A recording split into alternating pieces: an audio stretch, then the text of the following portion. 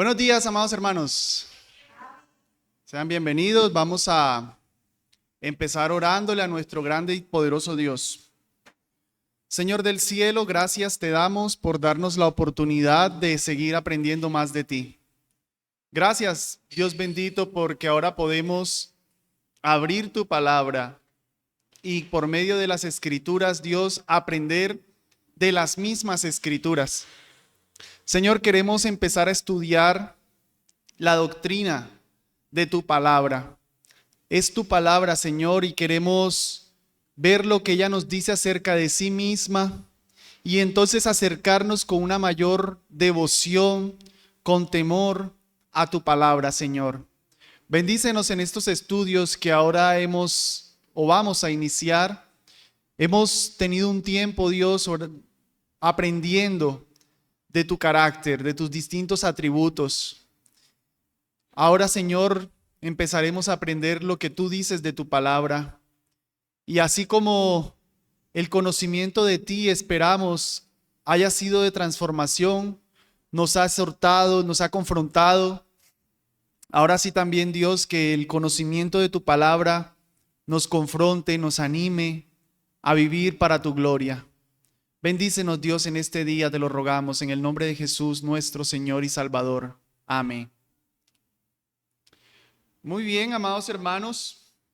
Como pueden ver, vamos a empezar hoy el estudio de lo que se conoce como bibliología.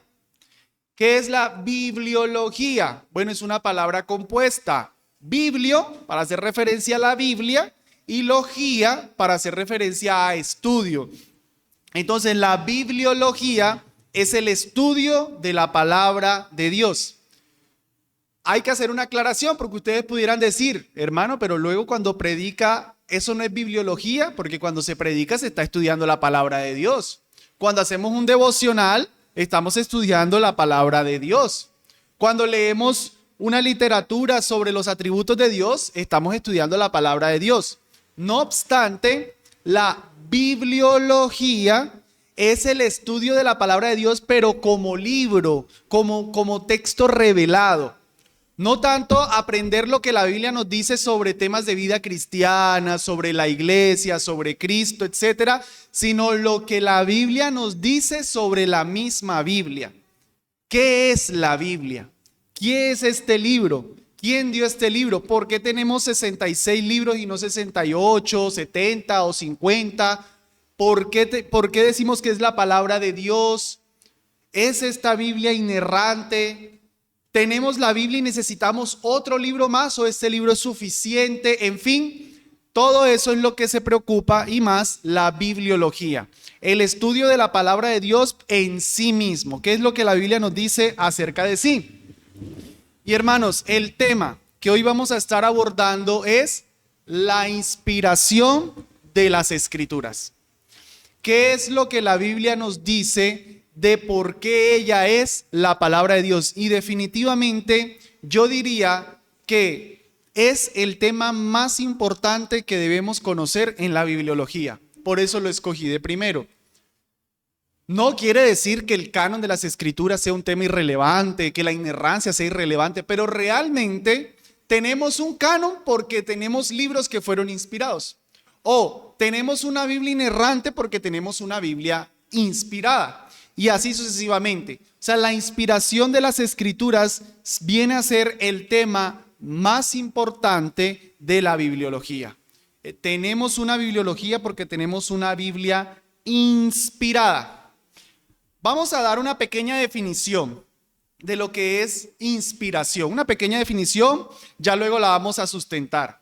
La inspiración de las Escrituras es el proceso por el cual el Espíritu Santo nos entregó su revelación especial, haciendo uso de los hombres con sus personalidades y contextos para que el resultado final fuera lo que Dios quería. Les invito a que miren la definición y ustedes me digan, opinen sobre algunas cuestiones que le parecen importantes en esa definición, alguna cosita que quieran resaltar. Que ustedes digan, me parece importante esa palabra, creo que esa palabra significa eso. Esta es una definición mía, pero traté de escoger cada palabra y ahorita la sustentamos. Hermana,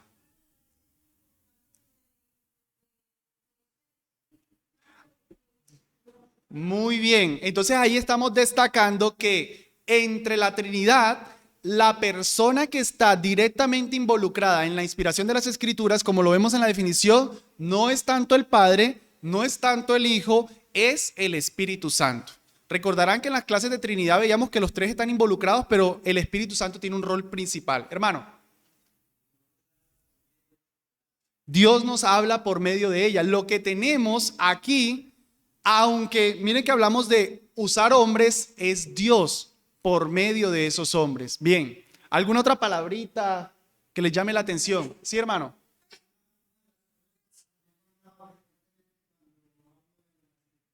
Ajá.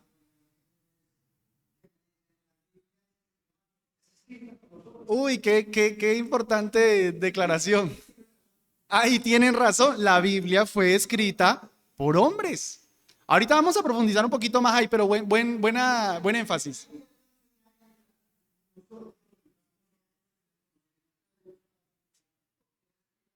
Exactamente, exactamente. Pero los ateos pretenden desestimar la Biblia diciendo fue escrita por hombre. Y nosotros decimos, amén. Ahí está en la definición. No fue Dios el que la escribió directamente, él utilizó hombres. ¿Y alguna otra opinión? Sí, mi hermana.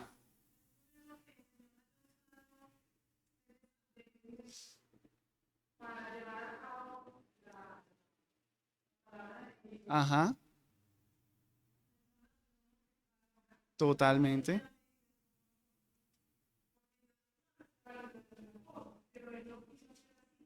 Bien, hermana. Estaría destacando entonces que utilizó personalidades y contexto. Él no utilizó superhombres, los dioses, ¿no? Utilizó personas débiles, tan débiles como tú y como yo, para escribir sus propias palabras. Muy bien, vamos a destacar entonces, o quiero destacar en esa definición que yo di, algunas palabritas importantes. Una, es un proceso. La inspiración de las escrituras, hermanos, significa que este libro no nos llegó de una.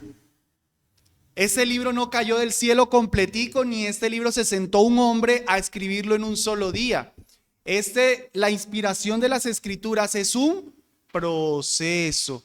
Desde que el primer hombre se sentó a escribir el primer libro de la Biblia, Moisés, hasta que el último hombre se sentó a escribir el último libro de la Biblia, Juan, entre el primero y el segundo transcurrieron aproximadamente 1500 años en los que Dios iba inspirando Génesis, Éxodo, Levítico, Números, Deuteronomio, tiempo después Josué, tiempo después los Salmos, tiempo después Malaquía, tiempo después todo el Nuevo Testamento, así, por proceso. Eso es importante.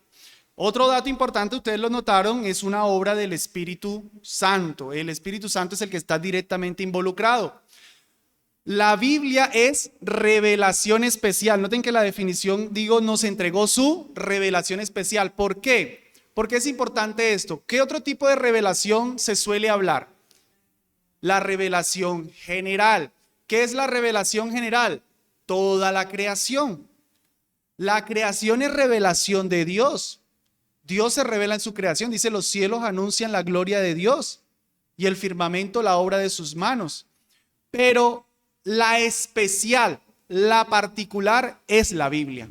Entonces Dios no nos quiso dejar solamente con la creación general. Dios no nos quiso dejar solo con nuestra conciencia tampoco.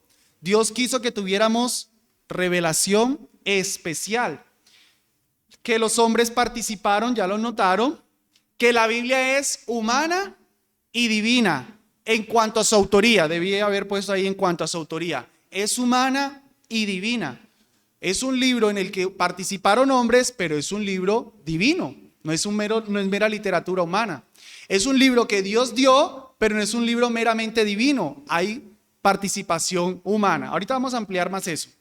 Por tanto, el autor final, o deberíamos entender que el autor final es Dios. Yo le pongo en la definición para que el resultado final fuera lo que Dios quiere. O sea, aunque participaron hombres, circunstancias, contextos, etcétera, todo lo que quedó aquí no es lo que Pablo quiso que quedara, lo que Moisés quiso que quedara, Isaías, etcétera, sino lo que Dios el autor de la Biblia quiso que quedara. Vamos a ver entonces la explicación bíblica. Vamos a sustentar esto. Hay dos versículos. Vamos a 2 de Timoteo. Es 2 de Timoteo 3:16. Es de los textos más importantes sobre la doctrina de la inspiración. Ahí está en pantalla, pero si lo pueden buscar en las escrituras. Dice: toda la escritura es inspirada por Dios. Esa es la declaración. Toda la escritura, entiéndase por escritura este libro que tenemos aquí, palabra de Dios, es inspirada. La palabra inspirada en el griego es esa palabrita que yo les escribo ahí, se transliteraría como teoneustos. Es una palabra compuesta. Teo es la palabra para qué. ¿Qué significa teo en español? Dios, muy bien. Y neustos, como de respirar. Por eso nosotros tenemos neumatología. Los médicos y todos los que se encargan de las partes de la respiración, todo lo que tenga que ver con aire, el neumático, tiene que ver con el aire, con viento. Entonces, teoneustos es Dios respirado, Dios exhalado. O sea que cuando nos está diciendo que las escrituras son inspiradas por Dios, lo que nos están diciendo es que las Biblias son exhaladas por Dios. Porque aquí hay que hacer una aclaración. Cuando nosotros vemos la palabra inspirada, si vamos a un diccionario en español, normalmente la palabra inspirada suele ser utilizada como de que un autor se inspiró en un paisaje y entonces empezó a pintar. O se inspiró en un problema que tuvo, en un amor, y comenzó a escribir una canción. Cuando decimos que la Biblia es inspirada, no es eso. No es que por allá Pedro le dio como una cosa y dijo: ay, me inspiré, voy a empezar a escribir. No, no es eso. Inspirado no es tampoco que se le dan unos conceptos. Digamos, alguien se inspira en un problema, como lo estoy diciendo, y a partir de ese problema la persona empieza a escribir, a escribir y a escribir y a escribir. No, eso no es lo que quiere decir. Lo que quiere decir inspirado no es ni que Dios les hizo que los autores se emocionaran, ni que Dios les plantó un concepto. No, es que Dios exhaló la Biblia. Y ojo aquí, presten la atención a un detalle aquí. ¿Qué es lo inspirado según 2 de Timoteo 3:16? ¿Qué es lo inspirado? La escritura, no los autores. Prestemos la atención a eso, ese es un detalle importante. 2 de Timoteo 3:16 prácticamente está omitiendo a los autores humanos. Está yendo al resultado final. Y muy importantemente nos está diciendo que este resultado final fue exhalado por Dios. Normalmente se suele siempre pensar en el autor. Es que Pablo habló inspirado por el Espíritu Santo. Sí, eso es verdad. Pero 2 de Timoteo nos está diciendo es que la Biblia es lo que Dios exhaló. Dios no exhaló a Pablo. Dios exhaló la Biblia. Amados, hagan el ejercicio. Pongan su mano enfrente y soplen aire. ¿Qué sienten? Calor, vida. Que la Biblia sea exhalada por Dios significa que está viva, tiene el carácter de Dios. Cuando una persona, pues de pronto en estado vegetal, o sí, de esas personas que de pronto no pueden moverse mucho, que ya están muy ancianitas, se les suele colocar siempre algo para ver si está respirando. Si respira, está viva la persona. Bueno, la Biblia, al ser inspirada, lo que nos está diciendo es que está viva y que tiene entonces el carácter de Dios. Lo que Dios es, lo exhaló y está aquí contenido. Entonces, tenemos a Dios y tenemos la Biblia. Estamos pensando entonces ahora cómo entendemos la parte de los hombres. El otro texto en el que aparece la palabra inspirado, 2 de Pedro 1:21, nos ayuda a entender ahora la participación del hombre. 2 de Pedro 1:21 dice: porque nunca la profecía fue traída por voluntad humana, sino que los santos hombres de Dios hablaron siendo inspirados por el Espíritu Santo. Aquí la palabra inspirados no es la misma palabra griega que en 2 de Timoteo. Aquí la palabra inspirados es la palabra griega feros y se refiere a algo que es empujado. Como si yo tomo este vaso de agua aquí y yo lo llevo de aquí para acá. Yo lo feros de este lado a este otro. El vaso no feros de un extremo al otro solo. Requiere que yo lo lleve.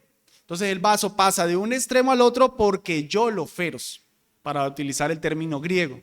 Entonces cuando nos dice que ellos hablaron siendo inspirados por el Espíritu Santo, es que Dios estaba ahí asegurándose de que lo que ellos decían era lo que Dios quería que se dijera. Yo pudiera, por ejemplo, voy a utilizar de ejemplo al hermano Adolfo, decirle a mi esposa: mi amor, dile al hermano Adolfo que él me cae muy bien. Escríbele que él me cae muy bien. Mi esposa toma un papelito y se lo entrega. Mira, eso es lo que Jeffrey dice de ti. Y él lo lee y dice: me caes muy bien. ¿Quién dijo eso? ¿Mi esposa o yo? Se lo dije yo. Aunque se lo esté entregando mi esposa, aunque lo escribió mi esposa, él entiende que yo se lo dije. O sea que ese papelito es inspirado por mí. Pero ¿qué tal que yo le dijera a mi esposa ese mensaje y mi esposa luego escribiera: me caes muy mal? Cambia el mensaje. Y cuando el hermano lo lee, piensa que yo le mandé a decir que él me cae muy mal. Entonces, segunda de Timoteo 3:16 es el primer ejemplo. Llega el mensaje tal cual como yo quiero. Pero para que el autor humano, en este ejemplo mi esposa, no cambie el mensaje, tenemos segunda de Pedro, en donde Dios no solamente quiere poner su palabra, guía al hombre, sino que se asegura que el hombre escriba lo que él quiere. Así que, hermanos, aunque los hombres pueden errar y han errado, nosotros tenemos confianza de que la Biblia es la palabra inspirada de Dios sin error, porque Él la dio y se aseguró de que se escribiera lo que Él quería. No más, esta palabra feros aparece también en el versículo 20. Dice: entendiendo primero esto, que ninguna profecía de la Escritura es de interpretación privada. Prestemos atención a algo aquí. Dice que la profecía, o sea, la Biblia, lo que ellos escribieron, no es de interpretación privada. ¿Qué quiere decir eso? Eso no quiere decir, como el catolicismo romano hace, que solamente el clero, solamente los importantes están autorizados para interpretar la Biblia, que nadie más la debe interpretar. No. Si le prestamos atención al contexto de Pedro, eso es todo lo que eso es totalmente contrario a lo que él está diciendo. Pedro está hablando de los falsos maestros, y para que la iglesia pueda entender quiénes son los falsos maestros necesita la Escritura. Los falsos maestros por lo general lo que quieren es: yo tengo una interpretación que tú no conoces, no leas la Biblia, yo te la interpreto, tú no puedes solo, me necesitas a mí.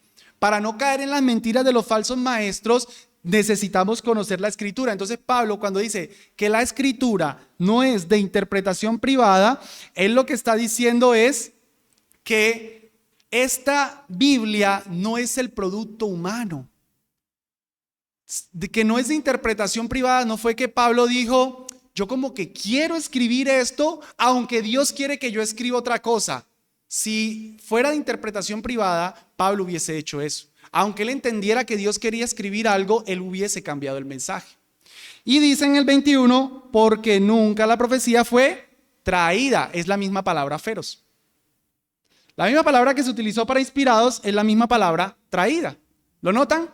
Como la idea de llevar. Entonces nos está diciendo: la Biblia no es el producto humano, no es algo que los hombres quisieron inventarse, porque ella fue traída más bien por Dios, utilizando a esos hombres. Ella no fue traída por voluntad humana. Dios usó hombre, pero el autor final es Dios. Así que, amados, nosotros tenemos en este libro la total palabra de Dios. Por eso es que nosotros decimos la palabra de Dios. Pero ustedes también me escuchan a mí que yo digo, Pablo nos dice, Pedro nos dice, Moisés nos dijo. Entonces diríamos, bueno, hermano, al fin entonces, ¿es Dios o es el hombre? Realmente es que nosotros tenemos que confesar lo que se llama la inspiración orgánica de las Escrituras. Ese es el término más técnico. Para ponerlo en unos términos más sencillos, sería la doble autoría de la Biblia. Que aunque hombres fueron autores de libros, de fragmentos, ellos fueron los autores. O sea, yo no puedo decir que Primera de Timoteo, o yo debo decir que Primera de Timoteo, el autor es Pablo. Él fue el que escribió a Timoteo, él es el autor, pero también el autor es Dios. ¿Qué será? ¿50% Pablo, 50% Dios? ¿70, 30? ¿90, 10? ¿Quién da más? Completamente Dios, completamente Pablo. 50-50 no está bien porque eso significaría que hay una parte que es de Dios y hay una parte que es de hombre. Nosotros obviamente quisiéramos lo que es de Dios. ¿Cómo, hermano?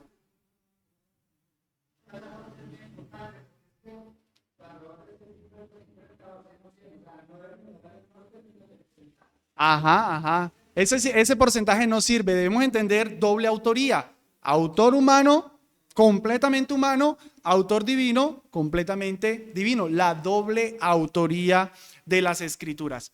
Vamos a ver unas comparaciones. Los necesito que estemos aquí yendo a varios versículos para que notemos. Lo que les voy a demostrar es que hay cosas que fueron escritas por hombre, sencillamente, pero que luego la Biblia dice que eso lo dijo Dios.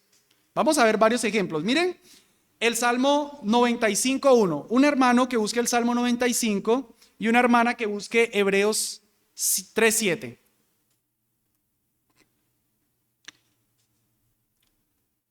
El hermano que tiene el Salmo 95:1, tan pronto lo tenga, lo lee. Un varón. Ah, ok. Un varón que lea Salmo. ¿No?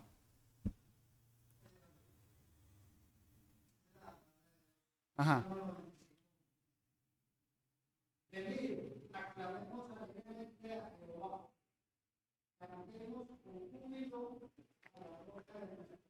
Muy bien, es un simple hombre diciendo, venid, aclamemos al Señor.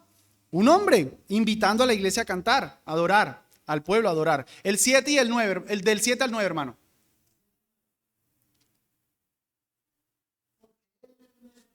Ajá.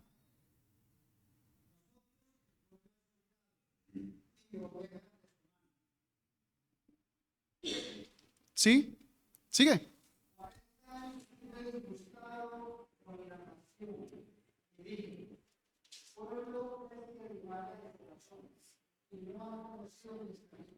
Ajá. Si oyeres, ¿no estás leyendo? Bueno, voy a leer el 95:7. Dice, porque Él es nuestro Dios, nosotros el pueblo de su prado y ovejas de su mano. Si oyeres hoy su voz, no endurezcáis vuestros corazones como en Meriba, como en el día de Masá en el desierto, donde me tentaron vuestros padres, me probaron y vieron mis obras. Noten ese texto. El 95, el versículo 1, vemos a un simple hombre diciendo, vengan, aclamemos al Señor. Y luego en el 97 dice estas palabras. O si oyeres hoy su voz, no endurezcáis vuestros corazones. ¿Quién dijo eso? El salmista. Pero notemos lo que dice Hebreos 3:7.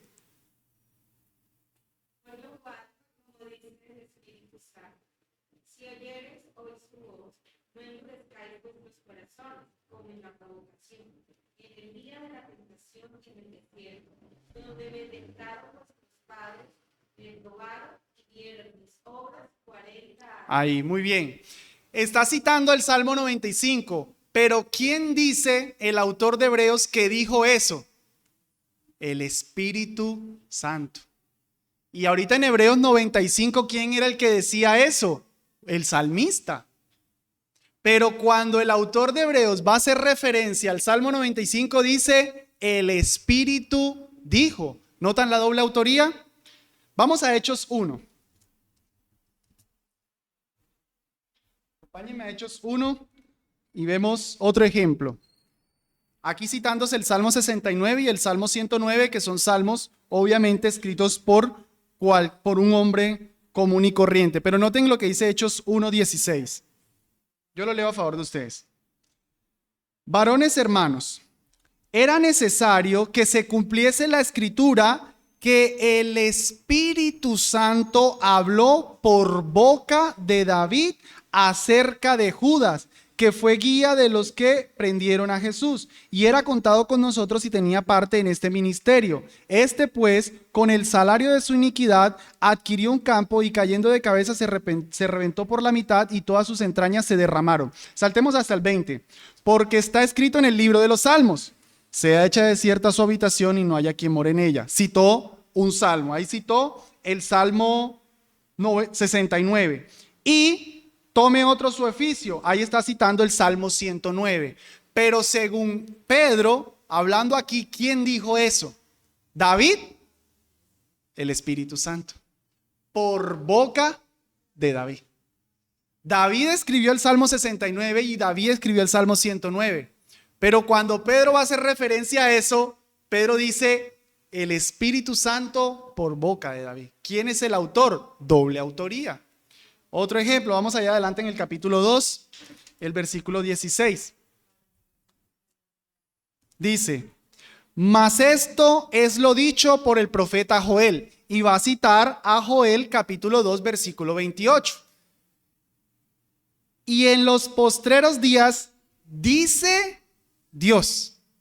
Sigue la profecía.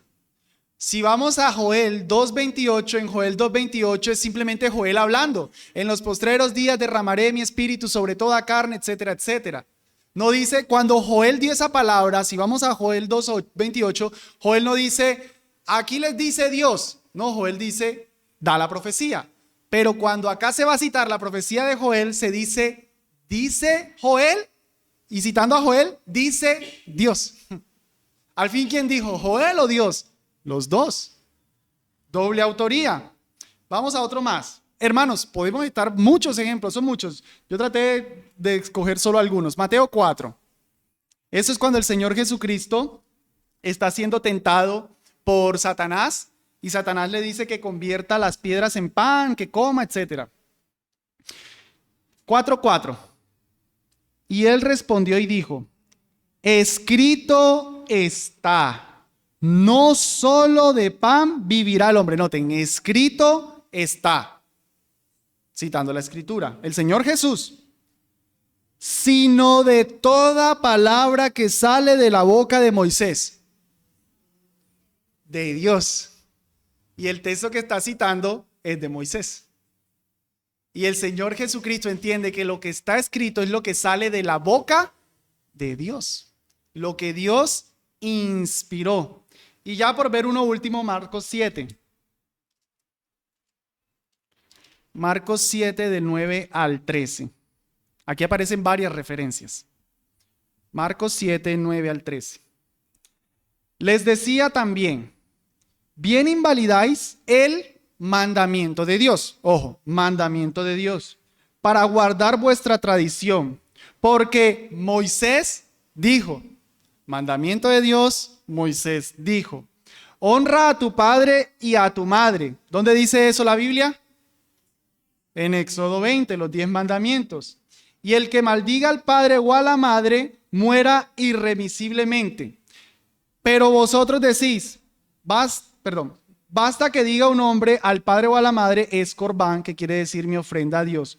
Todo aquello con que pudiera ayudarte, y no lo dejáis hacer más por su padre o por su madre, invalidando la palabra de Moisés, invalidando Éxodo, invalidando la palabra de Dios. Entonces noten cómo dice, transgreden el mandamiento de Dios, lo que Moisés dijo, la palabra de Dios. El Señor Jesucristo no tiene problema con la doble autoría. Para él es lo mismo decir lo que Moisés dijo que decir el mandamiento de Dios, que decir la palabra de Dios. ¿Por qué, hermanos? Porque hay una doble autoría. aunque hubo una participación humana, también Dios era Dios el que estaba inspirando, exhalando su palabra y asegurándose que los hombres escribieran lo que Él quería que se escribiera. Aquí hay que hacer una aclaración sobre la doble autoría. Estamos diciendo que la Biblia tiene una doble autoría, pero no una doble naturaleza. No es lo mismo. ¿Qué entenderían ustedes si yo digo que es una doble naturaleza?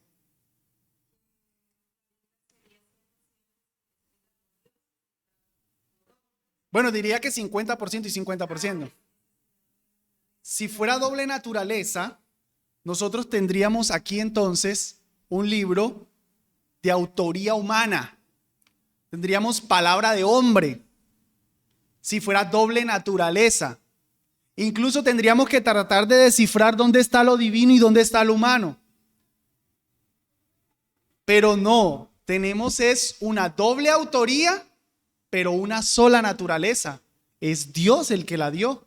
Es Dios el autor final.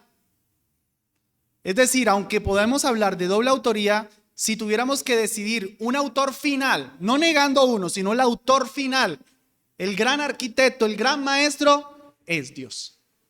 De hecho, voy a dejar esto para la próxima exposición, pero hermanos, uno puede ver en las escrituras, como les decía ahorita, 1500 años desde que se escribe lo primero hasta que se escribe lo último.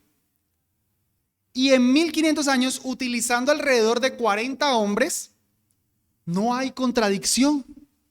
Hay un tema en común.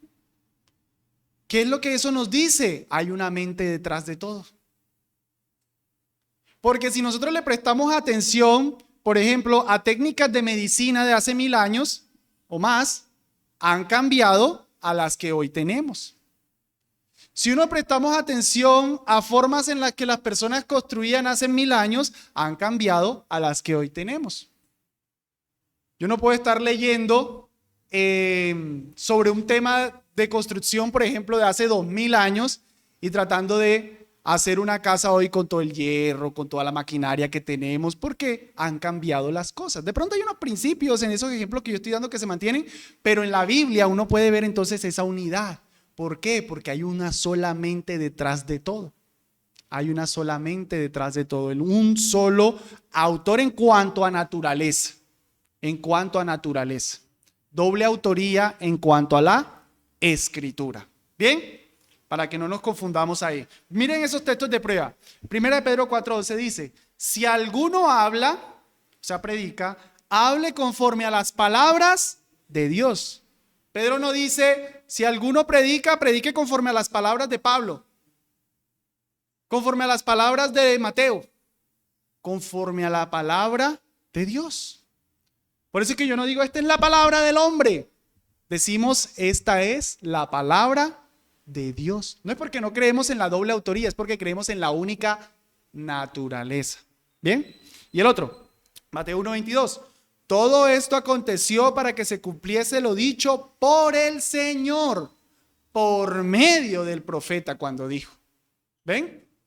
Se cumpla lo que dijo el Señor por medio del profeta. Ahí está la doble autoría, pero se identifica que la naturaleza es lo que el Señor dijo. Entonces, hermanos, vamos a ver unas implicaciones de esta doble autoría. Primero, que debemos prestar atención a la intención original del autor humano, puesto que este libro tiene la participación de hombres. Yo, cuando leo la Biblia, legítimamente tengo que preguntarme qué quiso decir Mateo. ¿Qué quiso decir Pablo? Presto atención a la mente del hombre porque ahí hubo un hombre, no era un robot. Este hombre no fue un robot al que Dios le empezó a dictar. En la próxima vamos a ver las falsas teorías del dictado. Ahorita lo que me interesa es que lo veamos positivamente, como que entendamos la verdad y luego analizamos los errores. Pero Dios utilizó a los hombres con sus contextos, con sus personalidades. Por eso es que uno puede ver los escritos de Mateo, un publicano, un hombre acostumbrado a la matemática, muy preciso en todo lo que escribe. Cuando se trata de cantidades, prestémosle atención al relato de Mateo. En esas diferencias que uno suele encontrar entre los evangelios, que uno dice que eran 2 y el otro dice que era 1, yo preferiría prestarle atención a Mateo, porque Mateo era matemático. Entonces le presta más atención a los números. Lucas, más historiador, le interesa más los hechos. Juan, él mismo dice, yo he escrito esto para que crean que Jesús es el Cristo. Entonces él tiene un propósito particular. Entonces yo le presto atención a todo eso del hombre. ¿Qué es lo que el hombre quiso decir? ¿Qué era lo que estaba pasándole? ¿Por qué escribió esto? Pero debemos prestar también atención a la intención divina final.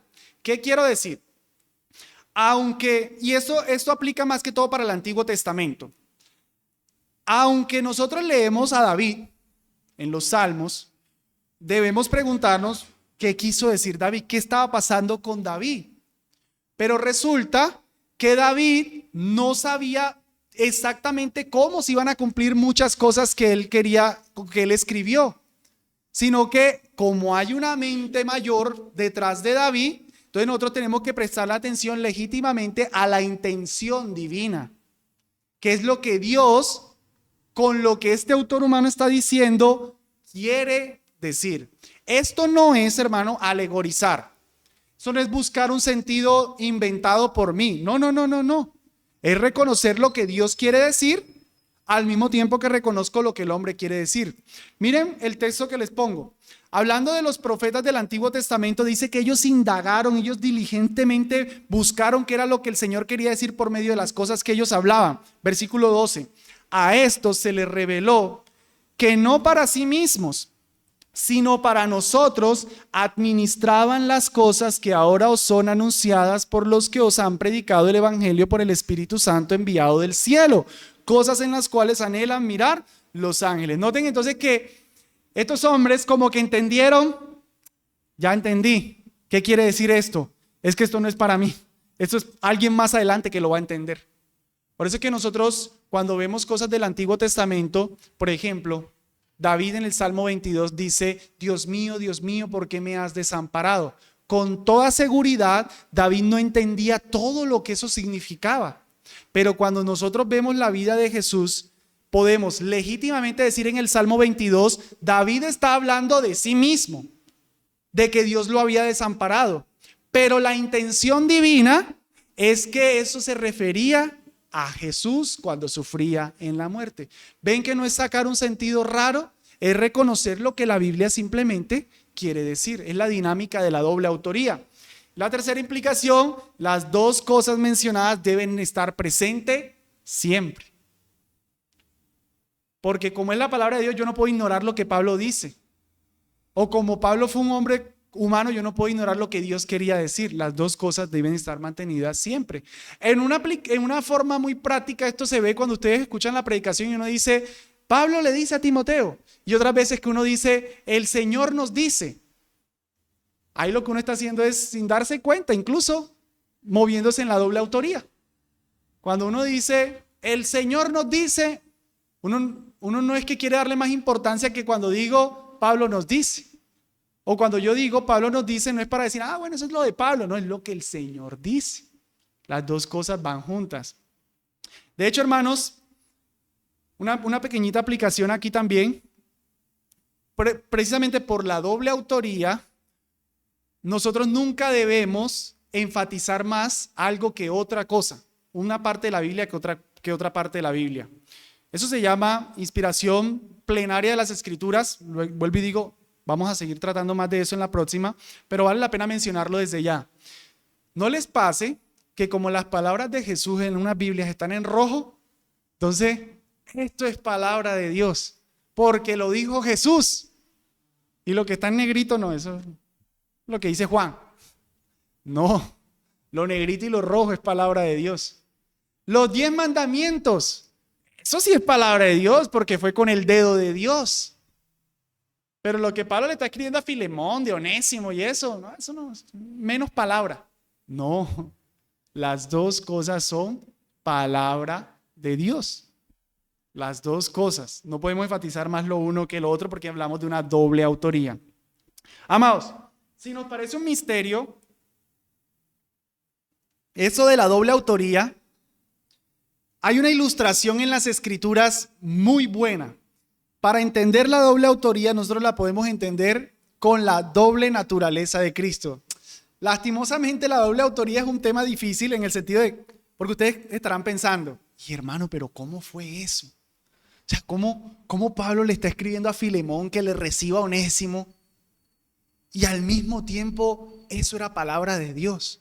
¿Cómo fue eso? Eso es un misterio, no sabemos. Cuando escuchen que alguien se los vaya a descifrar, duden, no lo entendemos del todo. Ellos eran conscientes, ya lo vamos a ver, pero es un misterio, o sea, exactamente cómo sucedía que Pablo estaba escribiendo para atender un problema de matrimonios en la iglesia de Corinto, porque ellos le preguntaron de ese problema y él solamente, naturalmente, humanamente está respondiendo a ese problema, pero al mismo tiempo, eso que está diciendo es palabra de Dios, tanto que él dice, esto que os escribo es mandamiento del Señor. ¿Cómo era eso? No sabemos exactamente. No sabemos exactamente. Es un misterio. La doble naturaleza de Cristo, aunque es otro misterio, nos ayuda. No hay, digamos, ustedes dirán, no, pero vas a ilustrarlo con algo igual de difícil. Sí, pero ayuda. Recordemos, la doble naturaleza de Cristo. Cristo es verdadero hombre, verdadero Dios. ¿Cómo es eso? ¿Cómo es que si Dios no tiene hambre, a Jesús le dio hambre? ¿Cómo es que Dios no puede morir, pero Jesús murió? Hermano, explícamelo. Es un misterio. No lo puedo entender del todo. Pero prestemos atención a unas comparaciones y nos ayuda. Primero, el Espíritu Santo obró en ambos siendo el agente principal de la revelación. Cuando se trató de la encarnación, de que Dios se hiciera hombre, el Espíritu Santo es el que llega donde María y engendra al Espíritu Santo. Cuando se trata de poner la palabra de Dios, el Espíritu Santo nuevamente llega donde unos hombres y pone la palabra de Dios. María y los autores humanos vivían normalmente. María era una mujer común y corriente, pero ella era consciente que en su barriguita tenía a Dios mismo, al Hijo de Dios. Los autores humanos escribían en su vida normalmente, pero ellos eran conscientes que lo que estaban diciendo era palabra de Dios. María tuvo más hijos y los autores humanos escribieron otras cosas, pero solamente el Hijo Jesús era Dios y solamente estos escritos son palabra de Dios. Eso tiene una implicación importante. Ojo aquí, ojo a esto que estoy diciendo. Hermanos, ¿qué pasaría si se hace mucha búsqueda arqueológica y se comprueba, los científicos, los cristianos, etcétera, todos están de acuerdo en que cierta carta de Pablo que le escribió a Timoteo, una tercera carta a Timoteo, apareció una carta que Pablo le escribió a Timoteo? ¿Qué haríamos? ¿Es inspirada y la metemos en el canon?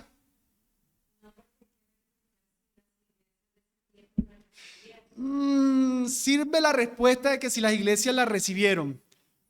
Pero, bueno, bien, buen aporte, otro aporte. ¿Sería inspirado? Ajá, sí, un caso hipotético de que se encontrara. ¿Sería inspirado?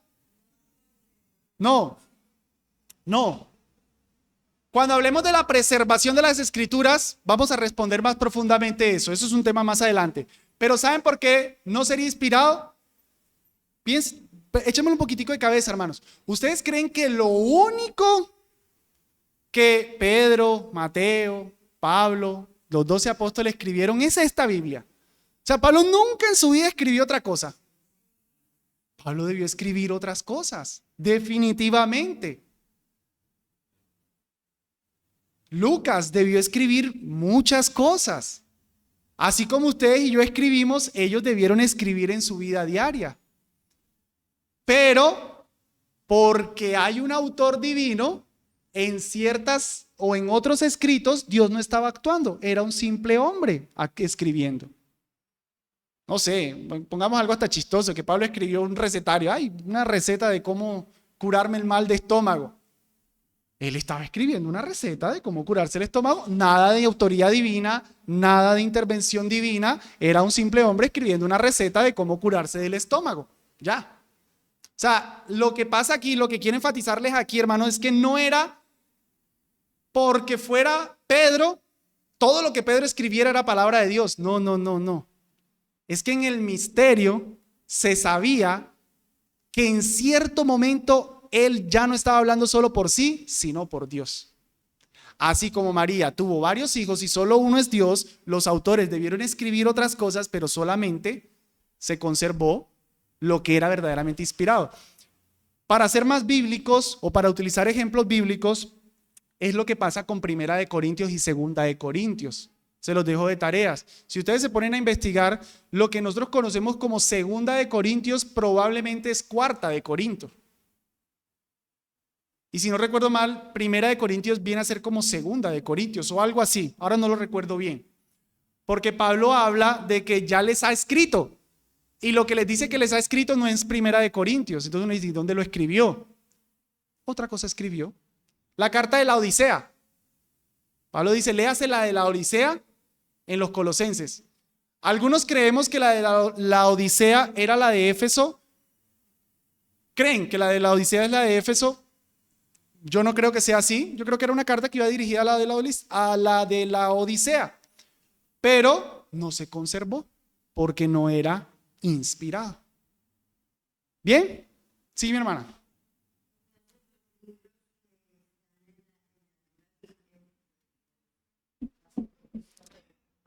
Buena pregunta.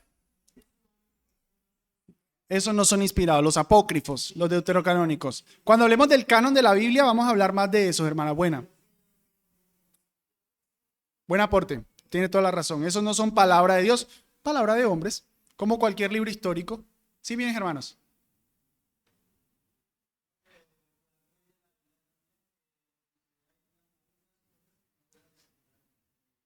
¡Ay, bien!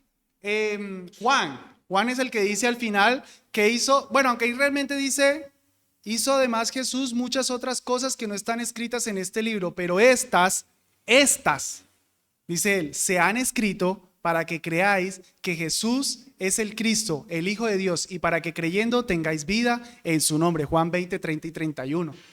Hizo muchas cosas Jesús, pero estas se escribieron, estas fueron las inspiradas para que crean, aunque Jesús hizo muchas. Y más adelante luego él dice que Jesús hizo muchos milagros que los libros no alcanzarían. Si se ponían a escribir todo lo que Jesús hacía, mucha literatura, pero Dios quiso dejar un evangelio. Ese era suficiente. Ese fue el que él inspiró.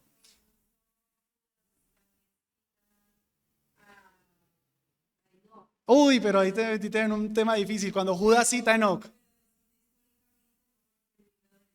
Ajá, ajá. Pues inspirado.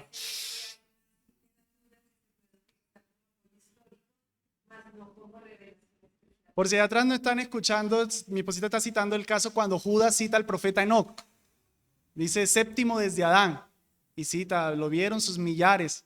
Entonces, bueno, así, Enoch era inspirado. No, Enoch no fue inspirado. Lo que Judas citó de Enoch es lo que se inspiró. Lo que Judas citó, pero no todo el libro de Enoch. Eso lo tratamos después. Ese tema es interesante. Y en último lugar, esta ilustración, así como no se puede dividir a Cristo, tampoco se puede dividir la doble autoría. O sea, yo no puedo decir los 10 mandamientos como son del dedo de Dios, esto es palabra de Dios. Y por allá Pablo con ese tema de Onésimo, eso no. Ageo, ¿dónde es que está Ageo? No, eso no está en palabra de Dios. No, las crónicas, no, eso no. Eso no es palabra de Dios, no. Como yo no puedo dividir la doble naturaleza de Jesús, yo no puedo ver a Jesús y decir eso es de Dios y eso es de hombre. No, en la doctrina de la doble naturaleza de Cristo no se puede hacer eso. Entonces, en la doble autoría tampoco lo puedo hacer. No puedo coger una parte de Dios, una parte del hombre. Bien, hermanos, respondamos esta pregunta. ¿Son inspirados los escritos del Nuevo Testamento? ¿Quieres hacer una pregunta, hermana? Ah, ok. Sí.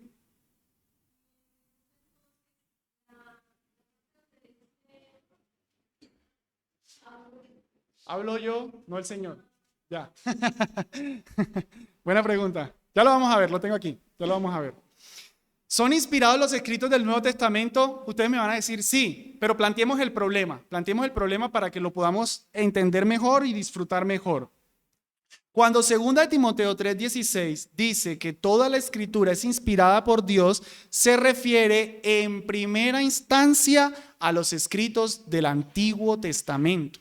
De hecho, miren el versículo 15, Pablo le dice a Timoteo que ha sido instruido desde niño en las sagradas escrituras. Y después dice toda la escritura. Definitivamente, Pablo se está refiriendo en primera instancia a las escrituras del Antiguo Testamento. Entonces alguien pudiera menospreciar el Nuevo Testamento y decir, lo inspirado es el Antiguo, hermano, no le discuto eso, pero el Nuevo Testamento no es inspirado. Se pudiera decir eso. Eso es un ataque que se puede hacer. La palabra grafé, la palabra que se utiliza para escritura, ese término aparece 51 veces en el Nuevo Testamento. Escritura, escritura, escritura, escritura. 51 veces en el Nuevo Testamento y es un término técnico para siempre referirse a las escrituras del Antiguo Testamento, o sea, lo que era palabra de Dios. Cuando les digo que es un término técnico, es para enfatizar que los autores nunca utilizaron ese término para referirse a cualquier otro escrito. No, ellos entendían que si era palabra de Dios, solo eso era llamado escrito. Si era palabra de hombre, crónica, papel, lo que sea. Pero cuando utilizaban el término grafé, siempre se referían a los escritos inspirados del Antiguo Testamento, a las escrituras. Pablo lo está haciendo aquí. Pero hay dos textos muy importantes en los que se aclara que lo que escribieron en el Nuevo Testamento también es escritura inspirada por Dios. El primero es 2 de Pedro 3:15, dice: y tened entendido que la paciencia de nuestro Señor es para salvación, como también nuestro amado hermano Pablo, según la sabiduría que le ha sido dada, os ha escrito. Noten que está citando a Pablo. Pedro citando a Pablo, interesante. Pedro le dice a sus autores, Pablo ya les escribió. Casi en todas sus epístolas, miren, hablando en ellas de estas cosas, entre las cuales hay algunas difíciles de entender, las cuales los indoctos en contraten tuercen, como también las otras grafé, como también las otras escrituras. Pedro está diciendo que lo que Pablo escribió era escritura inspirada. Como les decía ahorita, el término grafé nunca se utilizaba para hablar de cualquier escrito, siempre cosas que fueran inspiradas por Dios. Y Pedro ya entiende que Pablo habló inspirado por el Espíritu Santo y cita a Pablo diciendo eso es escritura. Bien, entonces es un primer versículo que nos prueba que lo que Pablo escribía era escritura. Y el otro texto que prueba el punto es 1 de Timoteo 5:18 al 20. Pues la escritura, miren, pues la escritura dice, este es Pablo, no pondrás bozal al buey que trilla. ¿Dónde dice eso? Deuteronomio 25:4. La escritura dice eso en Deuteronomio 25:4. Y digno es el obrero de su salario, parémoslo ahí. Contra un anciano no admitas acusación sino con 2 o 3 testigos. ¿Dónde dice eso la escritura? Deuteronomio 17:6. Pero hermanos, léanse todo el Antiguo Testamento y busquen dónde dice la escritura, digno es el obrero de su salario. No lo dice por ningún lado. ¿Cuál escritura Pablo está citando? La de Lucas. Pablo cita a Lucas y dice, eso es escritura. Entonces tenemos dos pruebas, una de Pedro citando a Pablo y llamando lo que Pablo escribió escritura, y otra de Pablo citando a Lucas y diciendo que lo que Lucas escribió es escritura. Tanto como el Antiguo Testamento era escritura, el Nuevo Testamento es escritura. Entonces, la palabra escritura, cuando Pablo en 2 de Timoteo 3:16 dijo la escritura, él se estaba refiriendo a todo lo que Dios fuera hablado. En su momento el Antiguo Testamento estaba completo, pero es como si Pablo ya estuviera sabiendo que eso que está escribiendo de ahí para adelante es también escritura. Lo que llamaríamos un término proléptico, tanto lo que ya estaba detrás como lo que iba hacia adelante.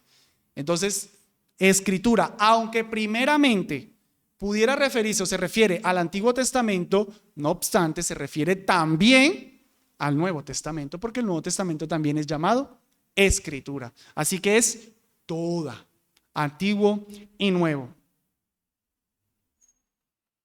Aquí les tengo el texto de Lucas. Ahí dice, el obrero es digno de su salario.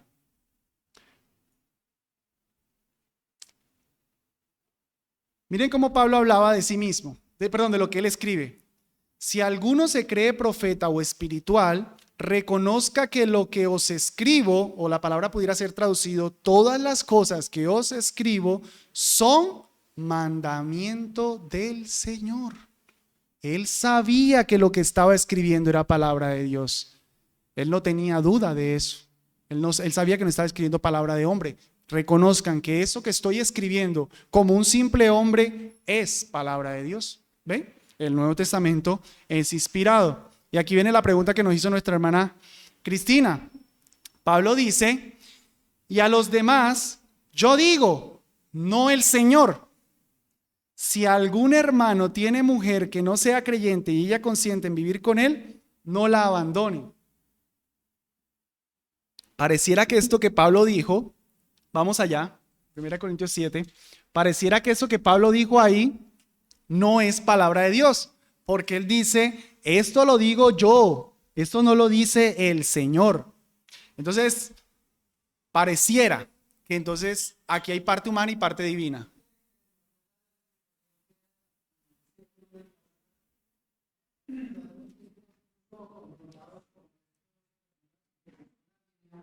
Ajá.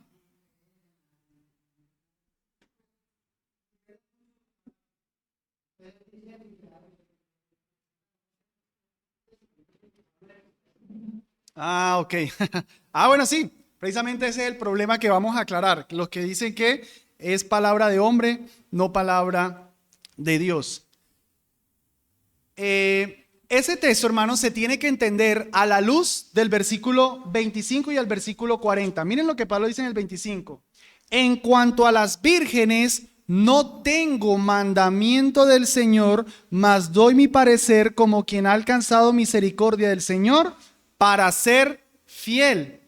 Pablo le hacen una pregunta de la cual cuando él revisa las escrituras, él dice, el Señor Jesucristo no dijo nada de los matrimonios mixtos.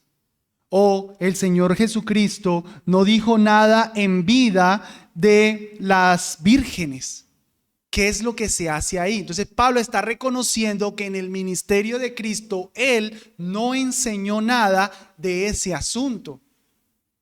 Pero él dice, doy mi parecer. Vamos teniendo la idea. Y miren el 40. Pero a mi juicio, más dichosa será si se quedare así, y pienso que también yo tengo el Espíritu de Dios. Entonces, cuando Pablo dice en el 12, digo yo, no el Señor, lo que Pablo está diciendo es, esto el Señor Jesús no lo enseñó en vida. El Señor Jesucristo no dio mandamientos sobre qué se hace cuando un creyente está casado con un incrédulo. ¿Qué se hace ahí? El Señor Jesucristo enseñó qué se hace cuando hay dos creyentes y uno adultera. Eso lo enseñó. Pero ¿qué pasa cuando son creyentes mixtos? Personas mixtas, un creyente y un incrédulo. Pablo dice, no tengo mandamiento del Señor. Cuando habla de las viudas, de las vírgenes, no tengo algo del Señor. Pero él termina diciendo, esto es mi parecer como quien ha alcanzado fidelidad y como quien tiene el Espíritu Santo. En otras palabras, como el que está revestido de toda autoridad divina.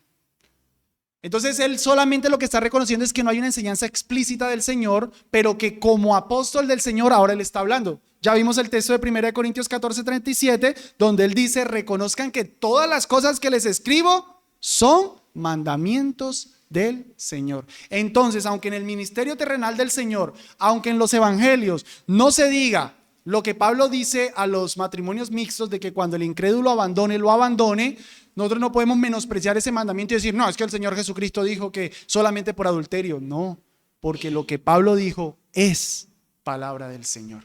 Amén.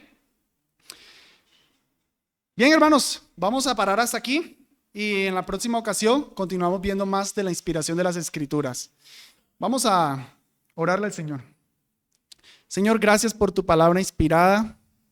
Gracias por dejarnos, Dios, esta preciosa revelación, importante revelación, la necesitamos.